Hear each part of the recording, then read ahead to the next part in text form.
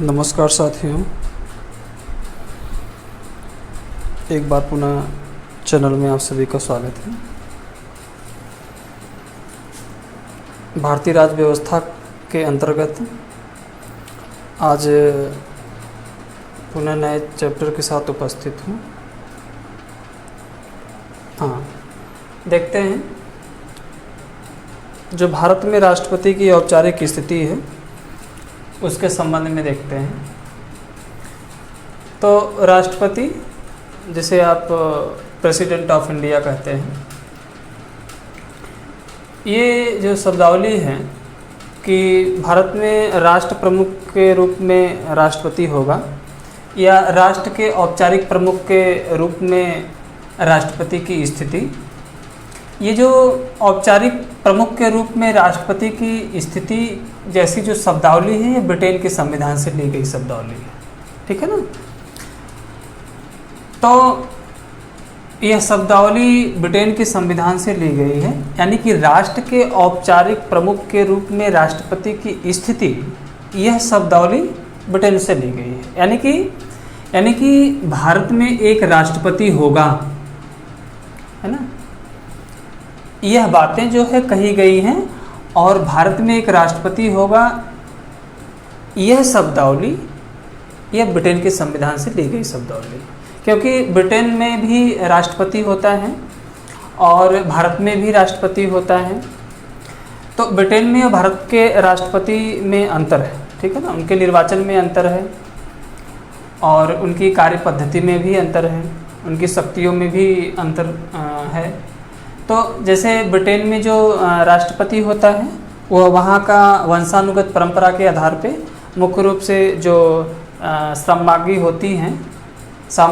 जो होती हैं उन्हें ही राष्ट्रपति नियुक्त किया जाता है और वो जो है वंशानुगत परंपरा के आधार पे निर्वाचित वहाँ पे होता है। लेकिन क्या है कि भारत का जो राष्ट्रपति होगा, यानी कि भारत के औपचारिक प्रमुख के रूप में राष्ट्रपति की जो स्थिति है, इसका जो निर्वाचन अप्रत्यक्ष मत पद्धति के आधार पे कराया जाता है। यानी कि भारत का जो राष्ट्रपति होता है वो निर्वाचित होता है, वंशानुगत नहीं होता है। तो ये बहुत बड़ा अंतर है, लेकिन शब्दावली ब्रिटेन से ही ली गई है। इसके साथ साथ देखेंगे कि जैसे भारत में जो संसदीय शासन व्यवस्था ली गई है, तो भारत में संसदीय शासन व्यवस्था जैसी शब्दावली भी ब्रिटेन से ली गई है, क्योंकि संसदीय शासन व्यवस्था के आधार पे ही भारतीय संविधान कार्य करता है। तो जो संसदीय शासन व्यवस्था है और उस संसदीय शासन व्यवस्था में जो औपचारिक प्रमुख होता है वह राष्ट्रपति ही होता है, ठीक है ना।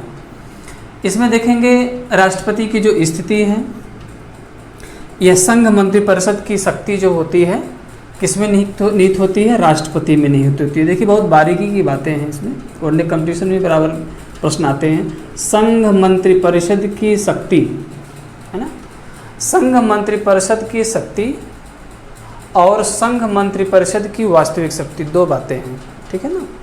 तो संघ मंत्रिपरिषद की शक्ति जो होगी वह किसमें निहित होगी? राष्ट्रपति में निहित होगी। यह मैंने पहले भी बताया था और संभवतः ये मेरी राष्ट्रपति के संबंध में दूसरी वीडियो होगी, है ना, दूसरी वीडियो होगी।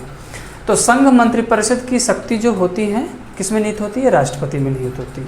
लेकिन ये शब्द अगर संघ मंत्रिपरिषद की वास्तविक शक्ति दे दे, यहाँ पे वास्तविक शब्द जोड़ दे, है ना, तो वह किसमें निहित होगी? संघ मंत्रिमंडल में निहित होगी। क्वेश्चन की प्रकृति बदल जाएगी। यदि वास्तविक जोड़ता है तो संघ मंत्रिमंडल हो जाएगा। तो संघ मंत्रिमंडल आप जानते ही होंगे कि जो संघ की सरकार है उसकी जो मंत्रिमंडल है वह वास्तविक शक्ति होती है। तो औपचारिक प्रमुख होता ही है राष्ट्रपति, है ना, एक तरह से स्टैम्प की मोहर होता है और वह संघ मंत्रिमंडल के निर्देश पे ही कार्य करता है, ठीक है ना, चाहे वो नियुक्ति हो या किसी प्रकार के कार्य हो। तो बहुत इसीलिए औपचारिक, राष्ट्र के औपचारिक प्रमुख कहा जाता है, ठीक है ना, औपचारिक इनफॉर्मालिटी की बात कही जाती है। तो राष्ट्रपति जो है संघ मंत्रिमंडल की सिफारिश के आधार पे ही कार्य भी करता है। तो इसीलिए संघ मंत्रिपरिषद की जो शक्ति होती है राष्ट्रपति में निहित होती है, एक प्रश्न। और दूसरा है संघ मंत्रिपरिषद की वास्तविक शक्ति पूछेगा किसमें निहित होती है, तो संघ मंत्रिमंडल में निहित होती है। ये क्वेश्चन बहुत इंपॉर्टेंट है। बराबर ये कंपटीशन में भी आता रहता है। हाँ, पीछे की तरफ देखेंगे तो भी देखेंगे कि भारत में ये पूछता है कि भारतीय संविधान में संसदीय शासन व्यवस्था कहाँ से ली गई है। तो संसदात्मक शासन व्यवस्था या संसदीय शासन पद्धति ये कहाँ से लिया गया है? ब्रिटेन के संविधान से लिया गया है। हाँ, ब्रिटेन के संविधान से ली गई शब्दावली। इसी तरह से राष्ट्र के औपचारिक प्रमुख के रूप में राष्ट्रपति की नियुक्ति, यह शब्द कहाँ से लिया गया है? ब्रिटेन के संविधान से लिया गया है। इस तरह से बराबर प्रश्न जो है यहाँ पे कंपटीशन में बने रहते हैं। और आगे की तरफ चलेंगे तो जो राष्ट्रपति है, भारत का एक राष्ट्रपति होगा। केवल इतनी बातें कही जाती हैं, भारत का यानी इंडिया का एक राष्ट्रपति होगा, है ना। यह बातें भारतीय संविधान के अनुच्छेद 52 में कही गई। यानी कि राष्ट्रपति की स्थिति, है ना, राष्ट्रपति की स्थिति की जो बातें हैं या राष्ट्रपति की नियुक्ति की स्थिति की जो बातें हैं वह अनुच्छेद 52 में, यानी कि भारत का एक राष्ट्रपति होगा, यह कौन कहता है? अनुच्छेद 52 कहता है। बहुत ही इंपॉर्टेंट है, बराबर प्रश्न आता है कि भारत का एक राष्ट्रपति होगा, भारतीय संविधान का कौन सा अनुच्छेद कहता है? तो अनुच्छेद 52 कहता है। तो भारत का एक राष्ट्रपति होगा। हाँ, जो राष्ट्रपति की स्थिति है, भारत के राष्ट्रपति की जो नियुक्ति है वह प्रजातांत्रिक गणराज्य के आधार पे ही की जाती है। तो भारत एक प्रजातांत्रिक गणराज्य है जहाँ की संघ मंत्रिपरिषद की शक्ति किसमें निहित होती है? राष्ट्रपति में निहित होती है। तो प्रजातांत्रिक गणराज्य है, ये तो पता ही होगा, है ना, क्योंकि राष्ट्रपति का निर्वाचन कराया जाता है और वह जो है राष्ट्र प्रमुख होता है। तो इस तरह से बराबर कंपटीशन में प्रश्न जो है इससे बने रहते हैं और आते रहते हैं, ठीक है ना।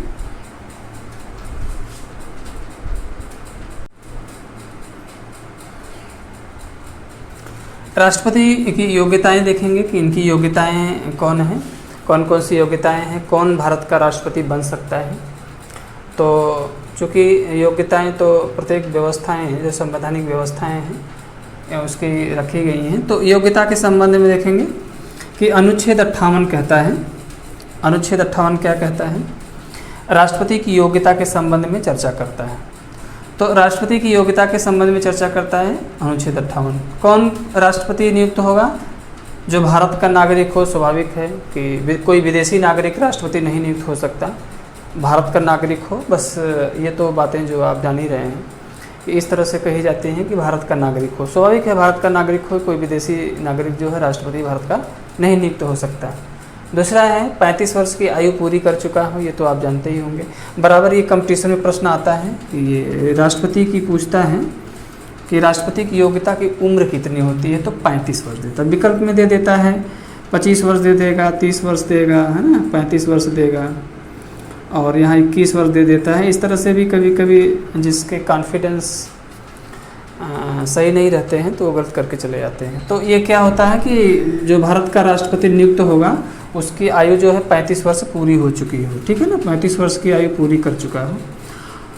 तीसरी योग्यता है कि लोकसभा का सदस्य निर्वाचित होने योग्य हो, है ना। तो लोकसभा का सदस्य निर्वाचित होने योग्य हो वही व्यक्ति भारत का राष्ट्रपति निर्वाचित हो सकता है। अगला है चौथा जो है सबसे महत्वपूर्ण चीज़ है जो जिसे आप जानते होंगे कि भारत सरकार के किसी लाभ के पद पर या किसी लाभ के पद को धारण न करता हो। यानी कि स्वाभाविक है, तो ये भारतीय संवैधानिक व्यवस्था है कि जो एक व्यक्ति जो है एक ही बार एक ही टाइम पे एक ही समय पर एक ही लाभ के पद पर आसीन हो सकता है, यानी कि 2 लाभ के पद नहीं दिए जा सकते, ठीक है ना। तो एक ही लाभ का पद होगा, तो कह रहा है कि भारत सरकार के किसी लाभ के पद पर ना हो, यानी कि अगर राष्ट्रपति निर्वाचित होता है तो उसे एक पद को छोड़ना पड़ेगा, ठीक है ना। तो इस तरह से किसी भारत के किसी लाभ के पद पर ना हो, इस तरह से बातें कही गई हैं। तो ये जो है योग्यताएं हैं राष्ट्रपति की। आगे देखते हैं कि राष्ट्रपति का निर्वाचन कैसे होता है, ठीक है ना, बहुत महत्वपूर्ण ये भी है, निर्वाचन भी बहुत महत्वपूर्ण है। तो इसके लिए भारतीय संविधान के अनुच्छेद 54 क्या कहता है? अनुच्छेद 54 क्या कहता है? राष्ट्रपति का निर्वाचन कैसे होगा, है ना। तो राष्ट्रपति का निर्वाचन की जो पद्धति है, राष्ट्रपति की निर्वाचन की पद्धति, यह शब्दावली आयरलैंड के संविधान से ली गई शब्दावली। यानी कि देखिए बहुत ही ये बारीकी प्रश्न है और बहुत गूढ़ प्रश्न है। राष्ट्र के औपचारिक प्रमुख के रूप में राष्ट्रपति की नियुक्ति, यह राष्ट्र के प्रमुख के रूप में राष्ट्रपति होगा, ये ब्रिटेन के संविधान से शब्दावली ली गई है, ठीक है ना। लेकिन ये कह रहा है कि राष्ट्रपति की निर्वाचन पद्धति जो सिस्टम है, जो तरीका है कि किस तरीके से राष्ट्रपति की नियुक्ति या निर्वाचन किया जाएगा, ये क्या है कि ये आयरलैंड के संविधान से ली गई पद्धति है, ठीक है ना। अब देखिए कि अप्रत्यक्ष निर्वाचन के एकल संक्रमणीय मत पद्धति के द्वारा राष्ट्रपति का निर्वाचन होगा। यानी अप्रत्यक्ष निर्वाचन पद्धति के या अप्रत्यक्ष निर्वाचन के एकल संक्रमणीय मत पद्धति के द्वारा क्या होगा, भारत के राष्ट्रपति का निर्वाचन होगा। अब देखिए कि जो भारत के राष्ट्रपति का निर्वाचन होगा तो निर्वाचक मंडल में कौन कौन शामिल होगा, ये बहुत ही इम्पोर्टेंट प्रश्न है, मोस्ट इम्पोर्टेंट है। तो राष्ट्रपति के निर्वाचक मंडल में कौन कौन शामिल होगा, लोकसभा के निर्वाचित सदस्य, है ना, लोकसभा के निर्वाचित सदस्य, है ना, लोकसभा के निर्वाचित सदस्य, है ना, लोकसभा के निर्वाचित सदस्य, है ना, धन राज्यसभा के निर्वाचित सदस्य, यानी कि लोकसभा के निर्वाचित सदस्य, धन राज्यसभा के निर्वाचित सदस्य, धन राज्यों के विधान सभा के निर्वाचित सदस्य,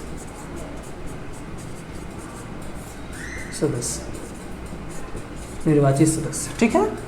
हाँ, राष्ट्रपति के निर्वाचक मंडल में कौन कौन शामिल होता है, लोकसभा के निर्वाचित सदस्य, धन राज्यसभा के निर्वाचित सदस्य, धन राज्यों के विधानसभा के निर्वाचित सदस्य, यानी कि राज्यों के विधानसभाओं के निर्वाचित सदस्य।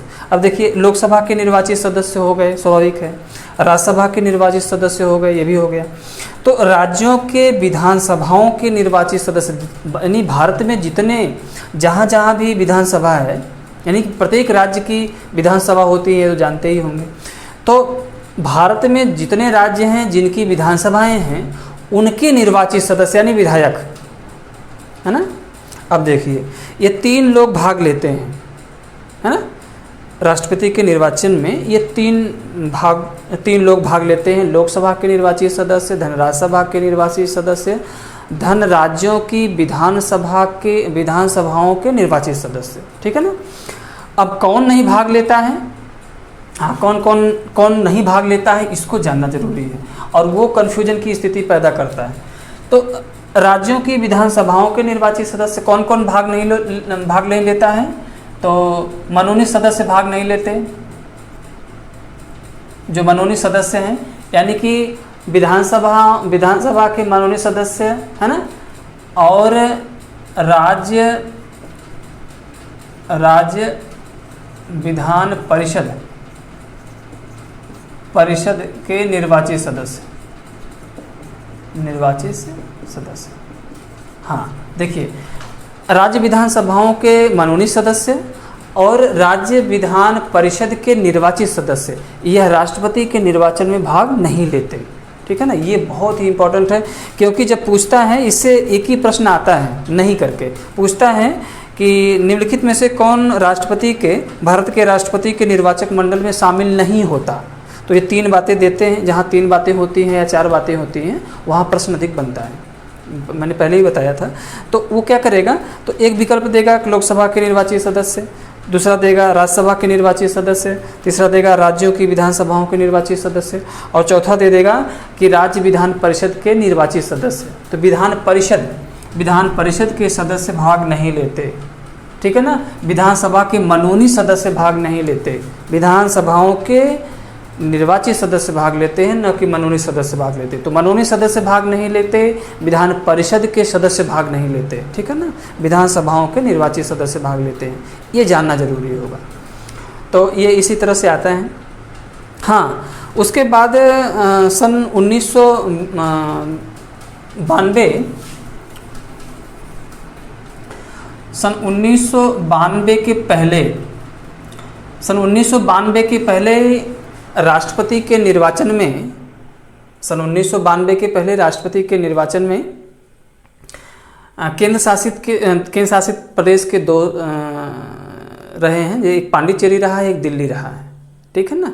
लेकिन क्या किया गया कि 17वां संविधान संशोधन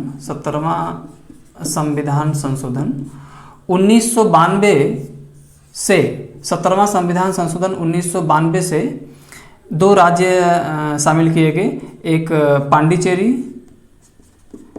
पांडिचेरी और दूसरा दिल्ली। पांडिचेरी और दिल्ली दो ऐसे केंद्र शासित प्रदेश हैं जिनके विधानसभाओं के निर्वाचित सदस्य राष्ट्रपति के निर्वाचक मंडल में शामिल होते हैं, ठीक है ना। यह व्यवस्था जो है, हाँ देखिए मैं बता रहा हूँ कि केंद्र शासित प्रदेशों में, ये राज्य विधानसभाओं के निर्वाचित सदस्यों की बात कह रहा है, ठीक है, लेकिन ये राज्यों की बात कर रहा है, केंद्र शासित प्रदेशों की बात नहीं कर रहा है। तो आपके यहाँ यानी कि जो केंद्र शासित प्रदेश हैं, 9 केंद्र शासित प्रदेश हैं, 9 केंद्र शासित प्रदेशों में से 2 ऐसे प्रदेश हैं, एक पांडिचेरी है, एक दिल्ली है। पांडिचेरी और दिल्ली के विधानसभाओं के निर्वाचित सदस्य राष्ट्रपति के निर्वाचक मंडल में शामिल होते हैं और किसी भी केंद्र शासित प्रदेश के सदस्य शामिल नहीं होते। तो यह व्यवस्था कब दी गई थी? 17वां संविधान संशोधन 1992 में यह व्यवस्था लाई गई कि केंद्र शासित प्रदेशों में से दो प्रदेशों के विधानसभाओं के निर्वाचित सदस्यों को राष्ट्रपति के निर्वाचक मंडल में शामिल किया जाएगा। तो ये 17वां संविधान संशोधन 1992 में लाया गया था। तो ये चूँकि चैप्टर जो है ये राष्ट्रपति का बहुत लंबा चलेगा, ठीक है ना। तो ये थोड़ा सा पहले शुरुआत की भूमिका रही है और मुझे विश्वास है कि वीडियो आपको बहुत अच्छी लगी होगी। और साथ ही साथ जो नए स्टूडेंट हमारे हैं या नए जो सब्सक्राइबर अभी जुड़ना चाहते हैं तो प्लीज़ चैनल को सब्सक्राइब करिए, लाइक करिए। हाँ, कमेंट करना ना भूलें, क्योंकि जैसे वीडियो मेरी कैसी लग रही है या कोई कंप्लेन है तो भी आप कर सकते हैं या क्वेश्चन भी कर सकते हैं इस तरह से, ठीक है। फिर पुनः राष्ट्रपति के संबंध में नए चैप्टर के साथ उपस्थित होऊंगा। तब तक के लिए बहुत बहुत धन्यवाद, बहुत बहुत शुभकामनाएं।